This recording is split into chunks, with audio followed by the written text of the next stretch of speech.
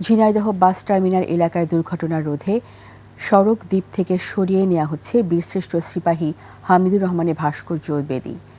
শহরের প্রবেশদ্বারে ঢাকা ঝিনাইদহ কুষ্টিয়া ঝিনাইদহ যশোর মহাসড়কের চৌমুহনীতে এক যুগ আগে ভাস্কর্যটি স্থাপন করা হয়। তবে ব্যস্ততম সড়ক দ্বীপের মাঝখানে ৫ ফুট উঁচু বেদি নির্মাণ করায় চারপাশের সড়ক ঢাকা পড়ে যায়। এতে এই চৌমুহনীতে প্রায় দুর্ঘটনা ঘটে।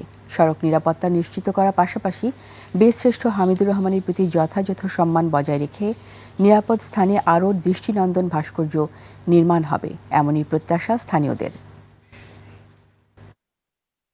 বাস আসছে এদিকটা মনে করেন যে ডাইরেক্ট একটা গাড়ি আসলি আর ওদিকটা দুই বেলা যে বাস আসতো গড়ার সাথে দেখা যাচ্ছে মুখোমুখি বেঁধেছে কোনো সময়, আবার টিরাকে দেখা যাচ্ছে কোনা কান্তি দেখা যাচ্ছে সাইড সুইটিও লেগে গেছে। এই গাড়ি যাওয়ার জন্যই তো এখানে সমস্যা হয়।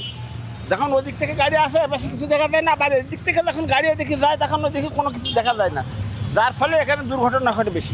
হামিদুর রহমানের ভাস্কর্যের ব্যাপারে কারোর আপত্তি থাকার কথা না।